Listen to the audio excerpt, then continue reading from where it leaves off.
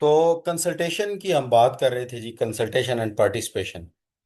तो वर्कर्स को हमें कंसल्ट करना है हर हर एंड पे। जब हम अपना health and safety management system develop कर रहे होंगे तो हमने हर एंड पे अपने वर्कर के साथ कंसल्ट करना है। स्टैंडर्ड की ये रिक्वायरमेंट है। और उस कंसल्टेशन पार्टिसिपेशन को हमें प्रूव भी करना है।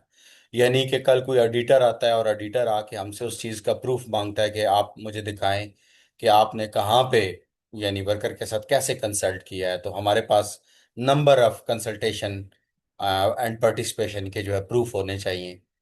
तभी हम एक ऑडिट कर भी सकते हैं किसी ऑर्गेनाइजेशन का जाके, और जो है वो अपना ऑडिट करवा भी सकते हैं। और जाहिर बात है, जब हम ऑडिट करवा सकेंगे तो हमारी ऑर्गेनाइजेशन आईएसओ सर्टिफाई होगी, तो ऑब्वियसली उसकी एक वर्थ बनती है। वो कहता है जी, emphasise the participation of non managerial worker in the following. अभी हमने नॉन मैनेजेरियल वर्कर का जब जिक्र किया कि जी, जरूरी नहीं है कि मैनेजर से ही आपने पार्टिसिपेट करवाना है या कंसल्ट करना है। तो आपने अपने नॉन मैनेजेरियल स्टाफ को भी करना है, और लूप में लेना है अपने जितने भी health and safety management system से रिलेटेड आपके टास्क हैं, या आप जो भी चीज़ें डेवलप करने जा रहे हैं। तो उसके लिए आपको क्या करना है कि एक मैकेनिज्म डेवलप करना है ताकि आप कंसल्टेशन पार्टिसिपेशन को इंश्योर करें। इसीलिए इसी तरह आपने जो है, जब हैजर्ड आइडेंटिफाई कर रहे होते हैं, जब रिस्क को असेस कर रहे होते हैं और अपॉर्चुनिटीज को आइडेंटिफाई कर रहे होते हैं, तो तब भी आपको क्या करना है कि उस टाइम पे भी कंसल्टेशन करनी है। जाहिर बात है, अगर मैं बीइंग एचएस इंचार्ज जाता हूँ और जाके अपने ऑपरेशनल एरिया में कहीं कुछ भी रिस्क जो है उनको आइडेंटिफाई करना शुरू कर देता हूँ, तो वो सिर्फ अकेला शायद मेरी आंख वो सब कुछ ना देख सके, बल्कि वो लोग जो प्रैक्टिकली काम एरिया में परफॉर्म कर रहे होते हैं, उन लोगों को रिस्क के हवाले से ज़्यादा पता होता है, उन्हें अपॉर्चुनिटी ज़्यादा पता होती है। मैं एक एग्जांपल देता हूँ। हमारे पास जो सीमेंट प्लांट है, इस पे साइक्लोन्स होते हैं। प्री हीटर एक बड़ा मेन इसमें होता है, और उसमें साइक्लोन्स होते हैं। साइक्लोन्स में क्या होता है कि समटाइम ना, हमारा जो सीमेंट बन रहा होता है इसमें टनों के हिसाब से मटेरियल होता है। यानी अगर मैं पर डे प्रोडक्शन की बात करूं अपने सीमेंट प्लांट की, तो इसकी जो कैपेसिटी है हमारे क्वार्ट सीमेंट प्लांट की, वो तकरीबन 20 से 25 हज़ार टन पर डे सीमेंट हम प्रोड्यूस कर सकते हैं। जबकि एवरेज हमारी जो डिस्पैच चल रही होती है वो 10 हज़ार 15 हज़ार डिस्पैच होती है हमारी पर डे। पर डे हम इतना सीमेंट प्रोड्यूस करते हैं। जाहिर बात है, जब इतना सीमेंट प्रोड्यूस करते हैं तो इतना सीमेंट मैन्युफैक्चर भी हो रहा है, तो बहुत ज्यादा बल्क में जो है वो मटेरियल फीड किया जा रहा होता है सिस्टम को। जब मटेरियल हम उसको फीड कर रहे होते हैं तो मटेरियल बहुत ज़्यादा, इसमें टेम्परेचर का बहुत ज़्यादा इन्वॉल्वमेंट है। यानी प्री हीटर की अगर हम बात करें प्रोसेस में, तो तकरीबन 700 से 800 डिग्री हीट होती है, टेम्परेचर होता है फ़ारेनहाइट। और अगर हम किलन की बात करें तो किलन पे भी 1400 1500 डिग्री टेम्परेचर होता है। यानी कि कहने का मतलब ये है कि जो मटेरियल होता है उसमें वो बहुत ज़्यादा लावे की शक्ल इख्तियार कर लेता है, इतना ज़्यादा गर्म हो जाता है कि वो अपने अंदर बहुत ज़्यादा टेम्परेचर स्टोर कर लेता है। तो ड्यूरिंग ऑपरेशन समटाइम ये होता है कि साइक्लोन में मटेरियल चोक हो जाता है। चोक होने की वजह से हम क्या करते हैं कि साइक्लोन्स में पोकिंग होल्स बने हुए होते हैं, उन होल्स को खोल के हम क्या करते हैं कि अंदर पाइप डाल के एयर उसके प्रेशर से डालते हैं। तो चूंकि अंदर बहुत ज्यादा हीट होती है, उसे फ्रेश सप्लाई ऑफ ऑक्सीजन मिलती है, तो अंदर एक ब्लास्ट होता है। ब्लास्ट होने की वजह से वाइब्रेशन क्रिएट होती है। जब वाइब्रेशन क्रिएट होती है तो वो चोक जो होता है साइक्लोन, वो खुल जाता है। खुल जाता है तो एक हमारा सिस्टम दोबारा से नॉर्मलाइज हो जाता है। उसमें सबसे बड़ा रिस्क ये होता है कि जब पोकिंग होल में से पोकिंग कर रहे होते हैं तो मटेरियल बाहर की तरफ फ्लश ना कर जाए। तो मटेरियल बाहर की तरफ जब फ्लश करता है तो वो बंदा बड़ा शदीद, उसमें सुयर किस्म की इंजरी हो सकती है, यानी 3rd डिग्री बर्न आ सकते हैं उसको। तो उसके लिए हमारे पास बहुत ज़्यादा हैवी किस्म के हम कंट्रोल्स अप्लाई करते हैं ड्यूरिंग पोकिंग। यानी कि एग्जिट रूट्स हम डिफाइन करते हैं, मेडिकल इमरजेंसी डिप्यूट करते हैं, फायर अरेंजमेंट्स करते हैं, fire retardant suit, fire proof suits का इस्तेमाल करते हैं, एक्सक्लूजन जोन डिवेलप करते हैं, और फायर एक्सटिंग्विशर्स अपने पास रखते हैं, रेस्क्यू टीम असाइन करते हैं, सीसीआर से 100% कंट्रोल इंश्योर करते हैं कि मटेरियल फ्लश ना हो। तो ये सारे कंट्रोल्स जब हम असाइन कर रहे होते हैं तो हम बेसिकली इस चीज़ का हमें डर होता है कि मटेरियल फ्लश ना कर जाए और बंदा जल ना जाए। Number of accident cement plant पे हो चुके हैं ऐसे। अब मेरे पास एक टेक्निकल ऑफिसर खड़ा था, और उसने मुझे कहा कि सर, ये जो प्री हीटर होता है इसका जो पूरा, इसमें जो पूरा मैकेनिज्म है वो एक नेगेटिव ड्राफ्ट क्रिएट करता है, यानी एग्जॉस्ट फैन की तरह इसमें संक्शन होती है। इसमें एक आईडी फैन लगा हुआ है जो कि इंड्यूस्ड फैन है, जो कि सक कर रहा है चीजों को। अगर ये पोकिंग होल पे आप बहुत ज्यादा कंट्रोल्स अप्लाई कर रहे हैं, ठीक है, बहुत अच्छी बात है। मैं आपको सिर्फ एक कंट्रोल बताता हूं कि अगर सेंट्रल कंट्रोल रूम से इसके ड्राफ्ट को पॉजिटिव ना होने दें, यानी कि ये संक्शन ये इंड्यूस्ड ही रहे, ये संक्शन रहे, तो ये उल्टा बाहर की हवा को भी अंदर खींच के लेके आएगा, ना कि अंदर के मटेरियल का बाहर जाने का खतरा है। बस अगर हम अपने आईडी फैन को एक्टिव रखें, अपना इंड्यूस्ड फैन चलाए रखें, और एक एक इसका ड्राफ्ट नेगेटिव करें एग्जॉस्ट फैन की तरह, ये उल्टा बाहर से हवा को अंदर खींच रहा हो, तो मटेरियल का अंदर से बाहर आने का कोई चांस ही नहीं है। अब देखिए उसका एक बताया हुआ कंट्रोल मेरे शायद 15 कंट्रोल्स पे भारी था। क्यों? क्योंकि वो खुद फील्ड का बंदा था। अब इसीलिए हम स्टैंडर्ड भी कहता है कि जब आप कंसल्टेशन या पार्टिसिपेशन करेंगे, तो कंसल्टेशन पार्टिसिपेशन करते हुए आपने सिर्फ मैनेजेरियल लेवल पे नहीं जाना है, बल्कि नॉन मैनेजेरियल स्टाफ को भी इंगेज करना है। और स्पेशली वो बता रहा है कि किन जगहों पे आपको करना है, जब आप रिस्क असेस कर रहे हो, जब आप अपॉर्चुनिटीज आइडेंटिफाई कर रहे हो। देखिए ये एक रिस्क था कि मटेरियल फ्लश ना कर जाए, लेकिन ये एक अपॉर्चुनिटी थी कि उसने मुझे बताया कि आपको सेंट्रल कंट्रोल रूम से जाके इंड्यूस्ड फैन को नेगेटिव ड्राफ्ट पे रखना है, नेगेटिव रखना है, ताकि संक्शन बनी रहे और बाहर का हवा वो अंदर उल्टा खींचे, ना कि अंदर का मटेरियल बाहर आए।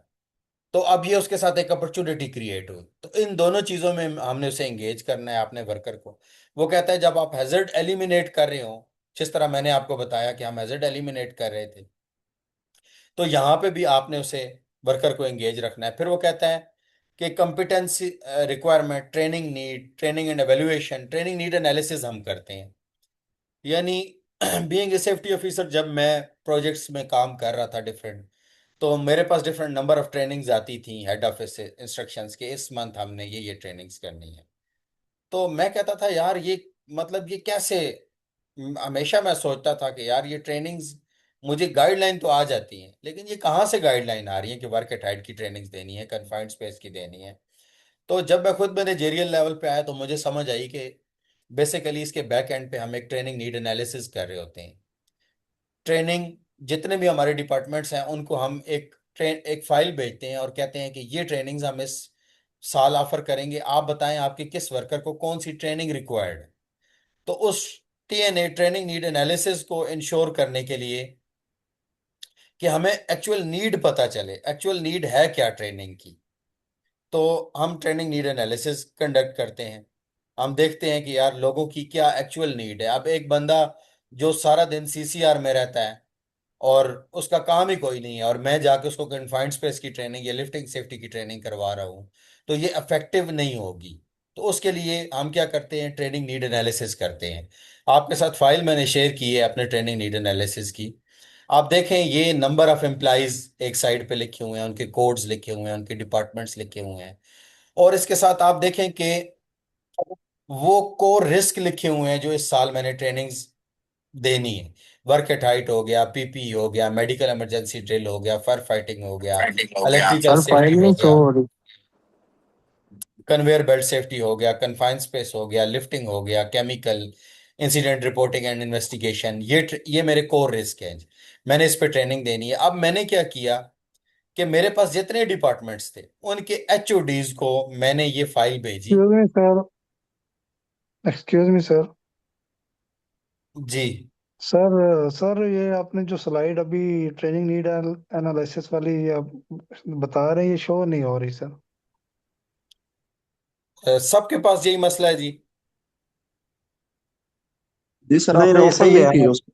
यस सर, फाइल नहीं शो रही। आ रही है नजर जी? यस सर, ओपन सिर्फ नहीं है और शो हो रहा है आपका स्क्रीन। नहीं यार, सर मे फाइल भी ओपन आपके नहीं है। पास नेट स्लो है शायद, इस वजह से। नहीं सर, आपने फाइल ओपन नहीं की, लेकिन आपने वो फाइल के ऊपर फाइल जो। सिलेक्ट हुई हुई है, ओपन नहीं हुई हुई। अच्छा, चलें ये अभी आई है जी। नहीं सर, अभी भी नहीं सेम आई, अभी आ गई। अभी आ गई। अभी आ गई है सर। अभी आ चलें गई है जी, ट्रेन। ठीक हो गया। तो हैं। देखें अब एक साइड पे एम्प्लाई कोड लिखे हुए हैं, एक साइड पे वर्कर के नाम लिखे हुए हैं, एक साइड पे डिपार्टमेंट, और ये कोर रिस्क लिखे हुए हैं जो कि हमने इस साल ट्रेनिंग्स करवानी है। ये 24-25 का मेरा ट्रेनिंग नीड एनालिसिस है। यानी एक मैट्रिक्स मैंने डेवलप किया, और अब मैंने क्या किया कि जितने भी डिपार्टमेंट थे उनके लोगों को फिल्टर किया और हर डिपार्टमेंट की फाइल उसके एचओडी को भेज दी। और मैंने कहा भाई ये आपके वर्कर है सारे, मुझे बताएं किस बंदे को पीपीई की ट्रेनिंग रिक्वायर्ड है, कौन से इलेक्ट्रिकल सेफ्टी के साथ डील करते हैं उनको इलेक्ट्रिकल सेफ्टी की ट्रेनिंग रिक्वायर्ड है, कौन से कन्वेयर बेल्ट सेफ्टी पे काम कर रहे हैं उसकी ट्रेनिंग रिक्वायर्ड है, किसको लिफ्टिंग सेफ्टी की ट्रेनिंग रिक्वायर्ड है, किसको केमिकल की, किसको उनसी। तो उनके एचओडीज ने मुझे वापस रिवर्ट की आर आर लिख के, आप देख सकते हैं आर आर लिखा हुआ है, यानी इसको ये ट्रेनिंग रिक्वायर्ड है, इसको ये ट्रेनिंग रिक्वायर्ड है। फॉर एग्जाम्पल इसमें से इसी फाइल में से हम देखते हैं, तो एचओडी ने मुझे भेजा कि जी मेरे पास एक वर्कर है मोहम्मद जुल्करनैन, तो आपने उसे एक मेडिकल इमरजेंसी रेस्पॉन्स ड्रिल करवानी है। अच्छा, इसी के साथ दूसरा वर्कर है मोहम्मद इमरान, तो उसके एचओडी ने मुझे भेजी फाइल और उसने मुझे कहा कि जी आपने मेरे बंदे को इंसिडेंट रिपोर्टिंग की एंड इन्वेस्टिगेशन की करवानी है। अब यकीनन इसका ऑफिस वर्क होगा तो इंसिडेंट रिपोर्टिंग का उसने से। इसी तरह अब्दुल वहीद खान है, उसको उसने कहा कि जी इसको आप फायर फाइटिंग करवाएं, इलेक्ट्रिकल सेफ्टी की ट्रेनिंग करवाएं। तो अब यकीनन इस बंदे का काम इलेक्ट्रिकल से रिलेटेड होगा, इस बंदे का काम फायर से रिलेटेड होगा, ऐसी चीजों से ये डील करता होगा। अगर मैं अपने ऑफिस में बैठ के ये जज कर लेता कि भाई इस बंदे को मैं ये ट्रेनिंग करवाऊंगा, तो वो इफेक्टिव ट्रेनिंग डिलीवर ना होती, वो एम्प्लाई कंसल्टेशन पार्टिसिपेशन का रोल फुलफिल ना होता। तो मैंने क्या किया कि एचओडीज को भेजा और उन्होंने अपनी मीटिंग कंडक्ट की और उसमें अपने सुपरवाइजर्स को बुला के पूछा भाई आप कौन सा काम करते हो, आप कौन सा काम करते हो, आप कौन सा काम करते हो। उसके हिसाब से उसने उनको ट्रेनिंग रिक्वायर्ड कर दी और फिर मुझे आर लिख के वापस भेज दी। तो मैंने क्या किया, पूरे साल का कैलेंडर डिवेलप कर लिया, मेरे पास पूरे साल का डेटा आ गया। अब ये जो डेट्स लिखी हुई हैं 31/7/2024, 14/11/2024, इस बंदे ने इस डेट को ये ट्रेनिंग रिक्वायर्ड थी तो ये अटेंड कर ली। यानी मैं उसका रिकॉर्ड भी मेंटेन कर रहा हूँ। अगर ऑडिटर मेरे पास आके पूछता है तो मैं उसे बता सकता हूँ कि मेरे पास एक एक बंदे का रिकॉर्ड है कि किसने कौन सी ट्रेनिंग अटेंड की है, और ये उसकी टोटल परसेंटेज है कि जी 44% ऑफ टोटल ट्रेनिंग्स हमने डिलीवर करवाई। टोटल 709 बंदे नॉमिनेट हुए थे जिनमें से 353 बंदों ने ट्रेनिंग अटेंड की। कितने हमारे पास सेशन, 28 सेशन हमने साल में करने थे, कितने हमने सेशन टिल डेट कंडक्ट किए हैं, 25 लोग एवरेज हमने एक ट्रेनिंग में रखने हैं। तो मैंने एक डेटा भी कर लिया। अब एम्प्लाई कंसल्टेशन पार्टिसिपेशन को मैनेजेरियल लेवल पे हम कैसे करते हैं, आप देखें मैंने अभी आपसे थोड़ी देर पहले कमेटीज की बात की है, तो ये देखें ये कमेटीज डिवेलप हुई हुई हैं, कन्फाइंड स्पेस है। तो इसमें इसको हम अपनी एडवाइजरी अभी बोलते हैं। एडवाइजरी से मुराद ये है कि ये इस पे हम काम कर रहे हैं, ये अभी हमारा स्टैंडर्ड नहीं बना। जिस तरह के मैंने पीडीसीए साइकिल में आपको बताया था कि अगर हम चेक करते हैं और हमारी कन्फर्मेंस 100% निकलती है तो हम अपने सिस्टम को स्टैंडर्डाइज कर देते हैं। तो अभी हम एडवाइजरी फेज में हैं। उसके लिए मेरा जो चैंपियन है, अब चूंकि ये कन्फाइंड स्पेस सेफ्टी है तो मैकेनिकल के लोग ज्यादा,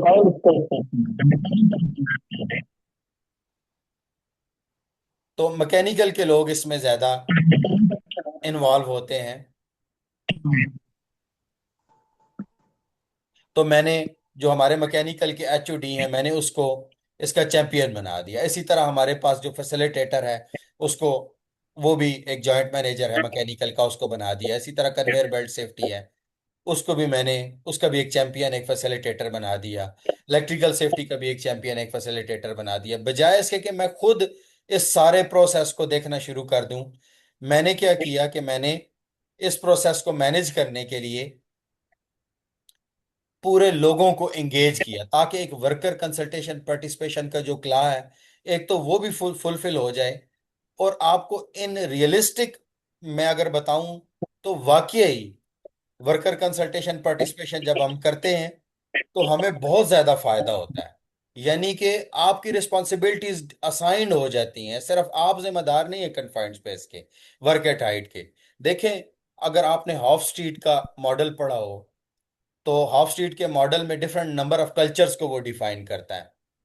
तो वो कहता है कि जी एक होता है डिपेंडेंट कल्चर, एक होता है इंडिपेंडेंट कल्चर, और एक होता है इंटरडिपेंडेंट कल्चर। तो जब हम कंसल्टेशन पार्टिसिपेशन करते हैं तो हम इंटरडिपेंडेंट कल्चर की तरफ चले जाते हैं। और हाफ स्ट्रीट भी कहता है कि जब इंटरडिपेंडेंट कल्चर हम अपनी ऑर्गेनाइजेशंस में डेवलप कर लेते हैं तो हमारे हमें काम करने की फिर जरूरत नहीं है, फिर रिस्पॉन्सिबिलिटीज असाइंड हो गई हैं। बस हमें सिर्फ सेफ्टी वालों को मॉनिटर करना है। सेफ्टी वालों को हमें क्यों फील्ड में इश्यूज आते हैं, सारी चीजें सारे हार हमारे गले में डाल दिए जाते हैं।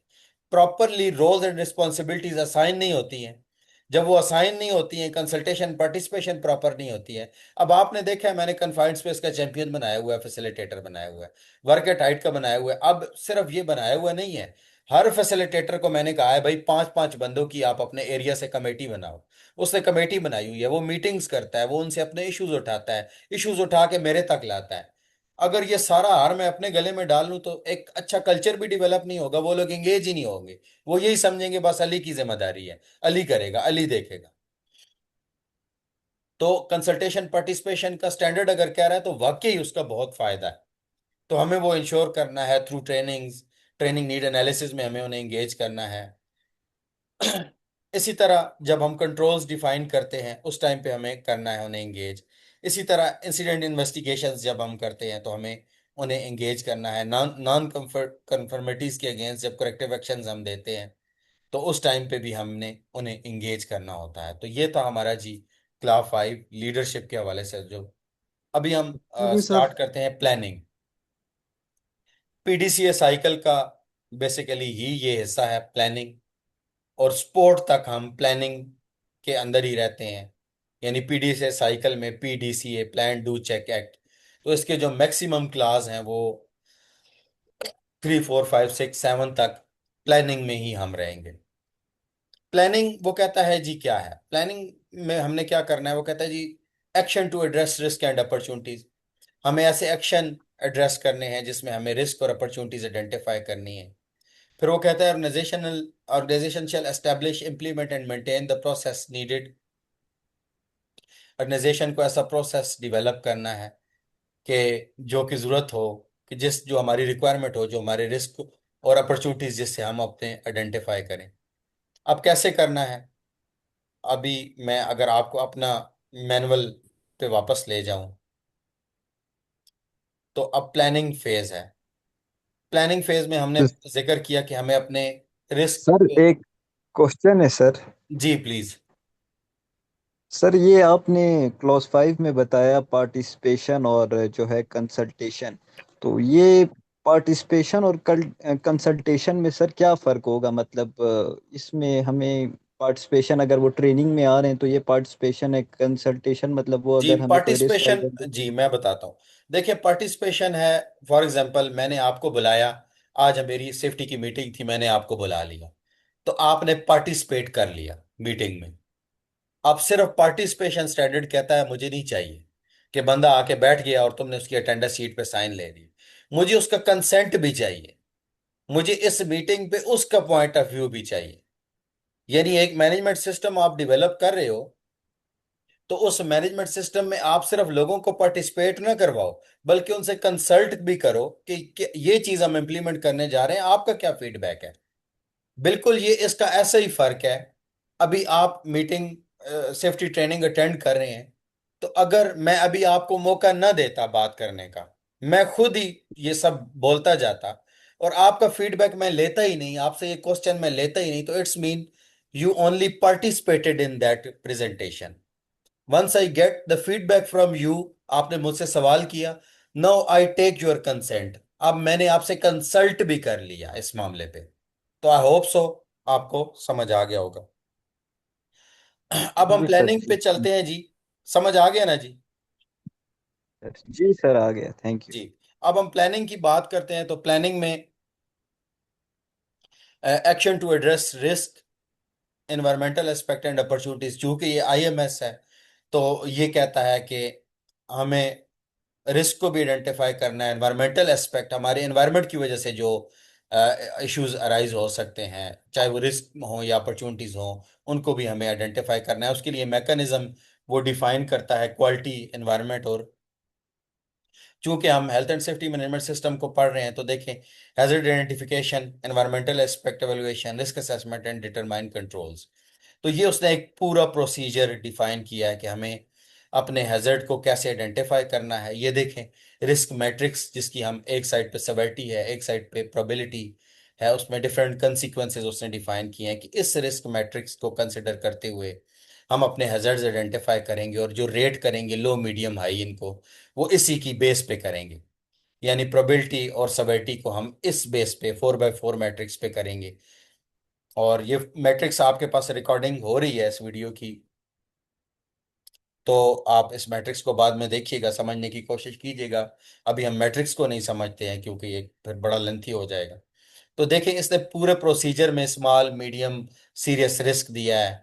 स्मॉल के अगेंस्ट उसने बताया है कि ये एक्सेप्टेबल है विदाउट इम्प्लीकेशन ऑफ कंट्रोल्स, और मीडियम रिस्क टॉलरेबल है, after implication of some controls हमें लगाने पड़ेंगे। सीरियस में हमें इमीडिएटली एक्टिविटी को स्टॉप करना है, एडिक्वेट कंट्रोल्स लगाने हैं। कंट्रोल हमने कैसे करना है, वो कहता है जी हायरार्की ऑफ कंट्रोल को फॉलो करते हुए, elimination, substitution, engineering control, administrative control, PPs. तो अब मेरा health and safety management system बिल्कुल वही चीजें जो स्टैंडर्ड मुझसे एक्सपेक्ट करता है, वही चीजें वो कर रहा है और बता रहा है। अब वो कहता है कि जी हमें रिस्क और अपॉर्चुनिटीज को आइडेंटिफाई करना है। तो देखें, इंटरेस्टेड पार्टीज हैं, हमारा रिस्क जो है वो डस्ट है, हमारा इशू डस्ट है। रिस्क क्या है, इससे रेस्पिरेटरी इलनेस हो सकती है। एनवायरमेंटल रिस्क क्या है, एयर पोल्यूशन। चूंकि मैंने आपको बताया ये आईएमएस है, तो मुझे एनवायरमेंटल एस्पेक्ट भी इसमें लिखना है, मुझे सेफ्टी के हवाले से भी चीजें लिखनी है। तो इसमें रिस्क क्या है, रिस्पिरेटरी इलनेस हो सकती है, आई इरिटेशन हो सकती है, डर्मेटाइटिस बीमारी है आंखों की वो हो सकती है। और एनवायरमेंटल एस्पेक्ट इसका क्या है, जिससे एयर पोल्यूशन हो सकती है, मटेरियल लॉस हो सकता है डस्ट की वजह से, फ्यूजिटिव एमिशंस की वजह से। और इससे अपॉर्चुनिटीज भी है। यानी हर रिस्क के साथ मैंने आपको कल भी बताया था कि कुछ अपॉर्चुनिटीज एसोसिएटेड होती है। तो अब इस रिस्क के साथ अपॉर्चुनिटी एसोसिएटेड है कि इंजीनियरिंग कंट्रोल्ड, हम इस पे इंजीनियरिंग कंट्रोल लगाएंगे। फॉर एग्जांपल, मेरे प्लांट पे डस्ट है, पहले हम इलेक्ट्रोस्टैटिक प्रेसिपिटेटर था हमारे पास, जो कि अप टू 50 मिलीग्राम पर नॉर्मल क्यूबिक मीटर डस्ट को कंट्रोल करता था। अभी हमने उसको रिप्लेस किया है। ये रिस्क था डस्ट। डस्ट हमारे पास एक मेन जेनेरिक हैजर्ड है सीमेंट प्लांट का, तो उसके साथ एक अपॉर्चुनिटी जनरेट हुई। हमने कहा यार हम क्यों ना एक लेटेस्ट टेक्नोलॉजी पे जाएं और हम इसको बैग हाउस के साथ रिप्लेस कर दें। बैग हाउस की एफिशिएंसी 100% है, यानी वो 0 to 10% जो है वो मिलीग्राम पर normal normal cubic metre dust को प्रोड्यूस करता है, इससे ज्यादा नहीं करता है। तो अब हम एक बेटर एफिशिएंसी और बेटर इंजीनियरिंग सोल्यूशन की तरफ चले गए हैं। तो देखिए, एक रिस्क था, उसके साथ एक जो था वो अपॉर्चुनिटी एसोसिएटेड थी। तो मैक्सिमम जो रिस्क होते हैं उनके साथ अपॉर्चुनिटीज एसोसिएटेड होती है। तो हमने अपने स्टैंडर्ड में कुछ जनरल जो हमारे प्लांट के जेनेरिक रिस्क हैं वो आइडेंटिफाई किए हैं, और उनके ऊपर उनके रिस्क, उनके एनवायरमेंटल एस्पेक्ट, उनकी अपॉर्चुनिटीज हमने मेंशन की हैं जो जो निकलती थी। तो हमने अपने अपने health and safety management system को ऐसे डिवेलप किया है। अब हम वापस ट्रेनिंग की तरफ जाते हैं।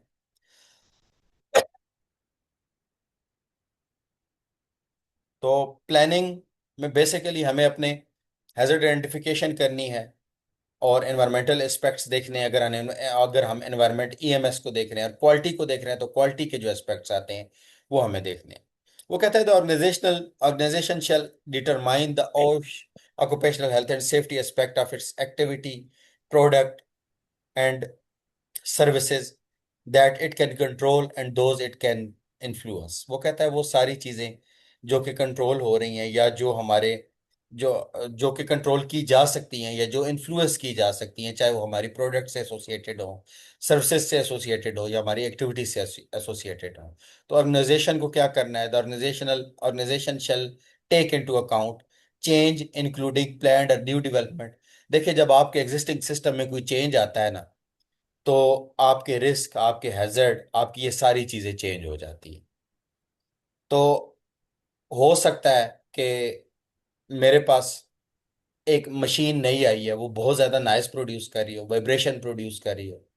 तो अब एक चेंज आया है, तो जिस उस चेंज की वजह से न्यू डेवलपमेंट आई है या कोई एक प्लान डेवलपमेंट आई है, तो उसकी वजह से रिस्क भी चेंज हो गए हैं। तो प्लानिंग में हमें इन चीज को, ऑर्गेनाइजेशन को इस चीज को कंसिडर करना है। और वो कैसे कंसिडर करना है, हर ऑर्गेनाइजेशन अपने प्रोसीजर डेवलप करती है, जिस तरह मैंने आपको बताया है। तो जब वो प्रोसीजर डेवलप करती है तो नंबर ऑफ प्रोसीजर्स वो अपने पास डेवलप कर लेती है, जिसमें एक प्रोसीजर को कहा जाता है एमओसी। नॉर्मली लोग ये सवाल भी पूछ रहे होते हैं कि जी एमओसी क्या चीज़ है। तो एमओसी का प्रोसीजर बाकायदा तौर पे डेवलप किया जाता है। ये आप देखें तो ये हमारा मैनेजमेंट ऑफ चेंज का एक प्रोसीजर डेवलप हुआ हुआ है हमारी ऑर्गेनाइजेशन का।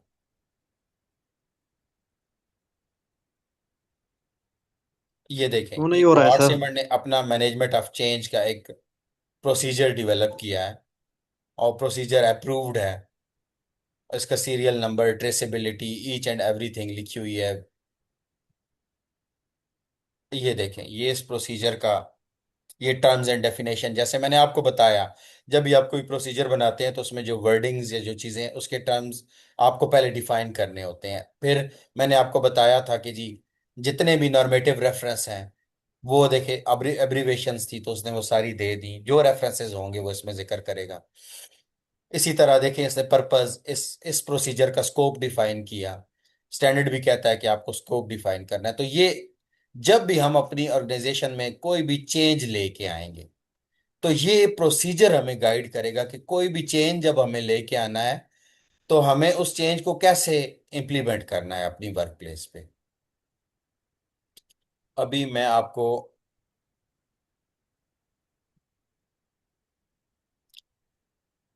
दिखाता हूं हमारे पास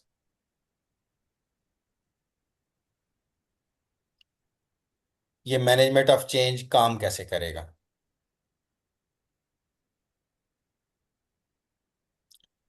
अब देखें, ये तो एक प्रोसीजर था जो मैंने आपको दिखाया है। अब इस प्रोसीजर के साथ आप देखें तो आपको एक फॉर्म नजर आ रहा है आपको। तो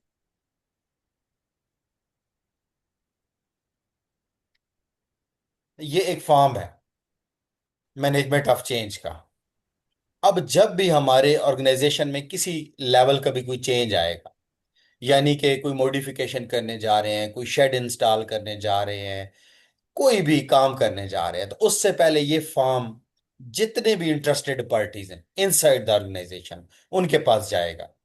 अगर सेफ्टी से रिलेटेड देखें, ये कह रहा है HSC change verification shall be performed by HSC, यानी कि इस पे कंसर्न्ड एचओडी जो है, यो एचएससी का जो बंदा है, वो अपने रिमार्क्स देगा कि ये चेंज आप लाने जा रहे हैं, इस चेंज से आपका रिस्क इस हद तक चेंज हो जाएगा, आपको कंट्रोल मेजर्स ये अप्लाई करने पड़ेंगे, आपको इन सारी चीज़ों पे काम करना पड़ेगा। यानी ये बिल्डिंग आप बनाने जा रहे हैं, हम कोल फायर बॉयलर का प्रोजेक्ट लगा रहे हैं, तो मैनेजमेंट ऑफ चेंज मेरे पास आया। तो मैंने उनको कहा जी आप ये इधर प्रोजेक्ट लगाने जा रहे हैं, लेकिन इस बिल्डिंग में आपने जब डिजाइन करना है इस बिल्डिंग को तो उसी वक्त इसमें फायर हाइड्रेंट सिस्टम पूरा इंस्टॉल करवाना है। फायर एक्सटिंग्विशर्स की लोकेशन आपने आइडेंटिफाई पहले से ही करनी है। इमरजेंसी असेंबली पॉइंट आपने डेवलप करना है। यानी आपने जब ड्राइंग डेवलप करनी है तो आपने उसी में ही सारी चीजों को मेंशन करना है।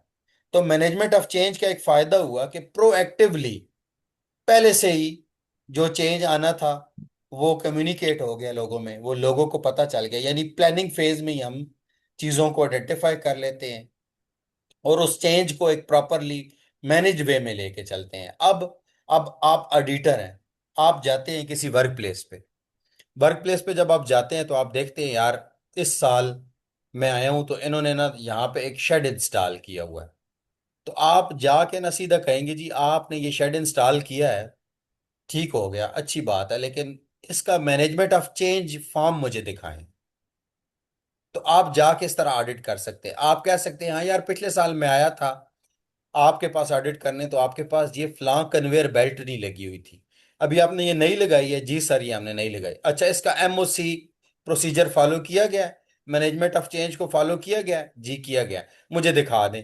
ऑडिटर आपका वो चेक कर लेगा, अगर नहीं है तो एनसी दे देगा, आपको नॉन कंप्लायंस रिकॉर्ड दे देगा। तो अब होप्स हो कि आपको इस चेंज का मतलब समझ आ गया होगा। सेकंड वो कहता है organisational shall take into account abnormal condition and reasonably foreseeable emergency situations. वो सारी इमरजेंसीज जो अकर हो सकती हैं किसी भी वर्क प्लेस पे, ऑर्गेनाइजेशन को उन्हें भी कंसिडर करना होता है। यानी अगर मैं कोहाट सीमेंट में काम करता हूँ तो मुझे सिर्फ कोहाट सीमेंट की जो है वो जनरल चीजों को नहीं देखना है, मुझे ये भी देखना है इधर केमिकल स्पिल हो सकता है, इधर फायर eruption हो सकती है, इधर अर्थक्वेक आ सकता है, इधर टेररिस्ट अटैक हो सकता है। तो ये सारे पॉसिबल हैं। अगर आप ऑयल एंड गैस में ऑफशोर पे काम करते हैं तो वहां पे आपको सी सर्वाइवल की ट्रेनिंग्स दी जाती हैं, यानी वो प्रोएक्टिवली उन चीजों को चेक कर लेते हैं जो कि इमरजेंसीज अकर हो सकती है, उस पे लोगों को ट्रेन करते हैं। प्लानिंग का जो सेकंड 6.1.3 क्ला है वो कहता है कि जी आपने कंप्लायंस ऑब्लिगेशंस को भी कंसिडर करना है। जब भी आप अपना मैनेजमेंट सिस्टम डेवलप करें तो लीगल जो आपकी चीज़ें हैं आपने उनको भी कंसिडर करना है। वो कहता है determine and have access to compliance obligation related to occupational health and safety. जितने भी ऑक्यूपेशनल हेल्थ एंड सेफ्टी से रिलेटेड लॉज हैं, रेगुलेशंस हैं, आपने उनको आइडेंटिफाई करना है और उनकी आपने चेक करना है कि हमारे वर्क प्लेस पे वो कौन कौन से एप्लीकेबल हैं, और अगर एप्लीकेबल हैं तो हमारी कंप्लायंस के साथ तक हम इंश्योर कर रहे हैं। ऑर्गेनाइजेशन क्या करती है, अपने लीगल रजिस्टर डेवलप करती हैं। वो कहता है determine how this compliance application apply to organisation. फिर हमें ये भी देखना है कि ये किस तरह हमारे ऑर्गेनाइजेशन पे अप्लाई होते हैं।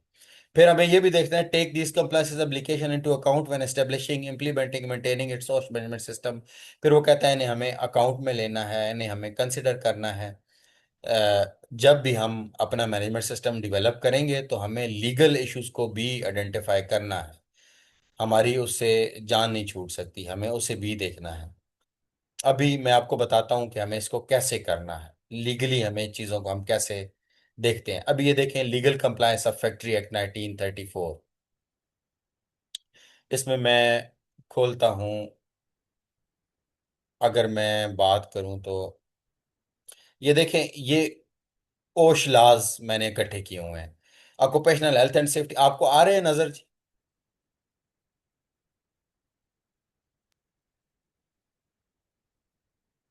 ओपन नहीं हुआ। आपको नजर आ रहे हैं जी? नो सर, नजर नहीं आ रहा है सर। हम्म,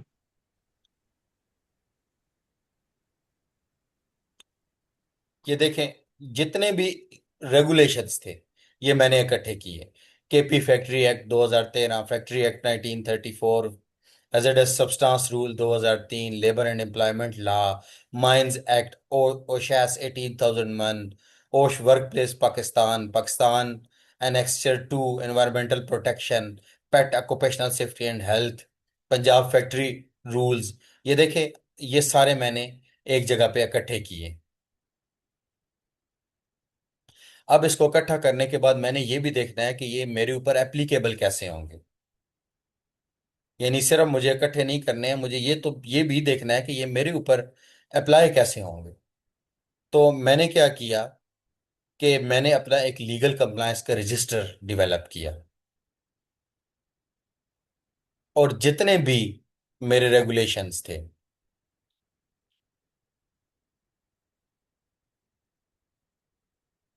वो मैंने एक जगह पे गैदर कर लिए। यानी फॉर एग्जांपल मैंने देखा कि यार एडमन से रिलेटेड एक फैक्ट्री एक्ट 1934 का एक मेजर मेजर एरियाज मैंने क्लीननेस लिखा। आ, इसी तरह एग्जिस्टिंग अरेंजमेंट्स मेरे पास जो है मैंने वो लिखी। एक्शन प्लान इस पे मेरा क्या है, रिस्पॉन्सिबल पार्टी कौन है। तो मैंने हर देखे चीज के अलग से रेगुलेशंस निकाल लिए हैं। और ये जो सीरियल नंबर है ये बेसिकली उसके क्लास हैं। ये सीरियल नंबर है और ये उसके क्लास है। डिस्पोजल ऑफ वेस्ट एंड इन्फ्लुएंट्स, ये फैक्ट्री एक्ट का क्लास है। यानी इसमें देखें आगे रिस्पॉन्सिबल डिपार्टमेंट सारे मेंशन है, एडमन, एचआर, एडमन, सेफ्टी। देखिए precautions in case of fire, 13 number, अगर आप देखें सीरियल नंबर 13 को, तो precautions in case of fire ये अब लीगल रिक्वायरमेंट है फैक्ट्री एक्ट की। तो मुझे इसकी कंप्लायंस को हर हाल में इंश्योर करना है। वो कहता है जी combustible material is kept at designated place, ये मेरे पास रिक्वायरमेंट है, ये मेरे पास अरेंजमेंट है। Sufficient physical infrastructure of fire is available covered in EREP SOP. Fire extinguishers हैं, हाइड्रेंट हैं, फायर ट्रक है, rescue double one double two है, फायर अलार्म सिस्टम हमने रखा हुआ है, कोल मिल इस जो है वो हमारे पास CO2 सप्रेशन या पर्जिंग सिस्टम यहाँ पे लगा हुआ है ताकि आग ना लगे। तो ये सारी अरेंजमेंट्स है। तो मैं कहता हूँ मैं इस क्ला के साथ कंप्लाइड कर रहा हूँ। और इसके रिस्पॉन्सिबल कौन कौन लोग हैं? एडमिन, प्रोडक्शन, सेफ्टी, ये सारे डिपार्टमेंट इसमें एंगेज हों। तो इसी तरह देखें, ये सारे रेगुलेशंस मैंने इकट्ठे किए हैं। अब ये तो प्लांट सेक्शन है। अब मैं ये नीचे देखें HSE सेक्शन पे आता हूँ। अब ये स्पेसिफिकली वो चीजें हैं जो मेरे से रिलेटेड हैं, जो मुझे इंश्योर करनी है। अब फैक्ट्री एक्ट 1934 का सेक्शन 25 का पहला क्ला कहता है every factory shall be provided with such means of escape in case of fire as may be prescribe. तो मैं कहता हूँ ये मेरे पास इम्प्लीमेंटेड है, मेरे पास सारे एग्जिट रूट्स बिल्डिंग्स के हैं, तो मेरे पास स्टेटस है, ये इम्प्लीमेंटेड है। फिर 25 का 3 क्ला कहता है फैक्ट्री एक्ट का कि ऑल डोर्स एंड, यानी कि एक पूरा क्ला है, तो मैं कहता हूँ ये मेरे पास इम्प्लीमेंटेड है। 25 का 4, 25 का 5, ये ऑक्यूपेशनल हेल्थ एंड सेफ्टी से प्योरली रिलेटेड क्लास हैं। जो पार्शली इम्प्लीमेंटेड है मैंने पार्शली इम्प्लीमेंटेड लिखे हैं, जो कंप्लीटली मेरे पास इम्प्लीमेंटेड है मैंने उनके स्टेटस लिखे हैं। ऑडिटर को इस चीज से बिल्कुल भी गर्ज नहीं है, याद रखें कि कौन सी चीज पार्शली इम्प्लीमेंटेड है और कौन सी फुली इम्प्लीमेंटेड है। वो इस पे ऑब्जर्वेशन अपनी एक जरूर बना सकता है कि जी इसकी ये लीगल रिक्वायरमेंट है तो उसको फुलफिल करें। ऑडिटर का मेन कंसर्न आपसे ये है कि भाई आपकी जो फैक्ट्री एक्ट की जो आपकी स्टैंडर्ड की कंप्लायंस है वो इंश्योर आप कर रहे हो, आपने लीगल रजिस्टर डेवलप किया हुआ हो, आपने इस पे काम किया हुआ हो, लोगों को कम्युनिकेट किया हुआ हो, उसके स्टेटस चेक किए हुए हो। जिस तरह देखें इसके क्लास कह रहे हैं take these compliances obligation into account, फिर वो कहता है determine how compliances obligation applied to our organisation. मैंने देखे अपनी ऑर्गेनाइजेशन पे जो जो चीजें थी मैंने उसको चेक किया है कि कौन सी चीजें एप्लीकेबल हैं कौन सी नहीं है मेरी ऑर्गेनाइजेशन पे। तो मैंने इन सारी चीजों को अकाउंट में लिया। ऑडिटर आके सिर्फ ये चीजें चेक करेगा कि आप ये काम कर रहे हैं, तो वो कभी भी आपको NC नहीं देगा, वो माइनर ऑब्जर्वेशन दे जाएगा कि यार इसकी कंप्लायंस को इंश्योर कर लो। तो होप सो आपको प्लानिंग का ये क्ला भी समझ आ गया होगा। अब प्लानिंग का ही क्ला है कि ऑर्गेनाइजेशन शेल प्लान, ऑर्गेनाइजेशन को प्लान करना है to take action to address occupational health and safety risk. यानी हमें प्लान करने हैं जितने भी हमारे पास रिस्क हैं, तो जाहिर बात है हमें उन पे कंट्रोल्स भी लगाने हैं। उन कंट्रोल्स को लगाने के लिए हमें अपनी SOPs डेवलप करनी है, वर्क इंस्ट्रक्शंस डेवलप करनी है, चेकलिस्ट डेवलप करनी है। यानी हमारी SOP जो होती है परमिट टू वर्क सिस्टम की हो गई, एक्सीडेंट रिपोर्टिंग इन्वेस्टिगेशन की हो गई, PP इशुएंस री इशुएंस की हो गई, वर्क इंस्ट्रक्शन हो गई, यानी हमें अपने एक्सटिंग्विशर कैसे इंस्पेक्ट करने हैं। लीगल रजिस्टर देखें, ये दोबारा जिक्र कर रहा है कंप्लायंस एप्लीकेशन का, तो हमें अपना लीगल रजिस्टर डेवलप करना है। तो यार ये सारी SOPs, वर्क इंस्ट्रक्शंस, चेकलिस्ट हमें डेवलप करनी है प्लानिंग फेज में। यानी जो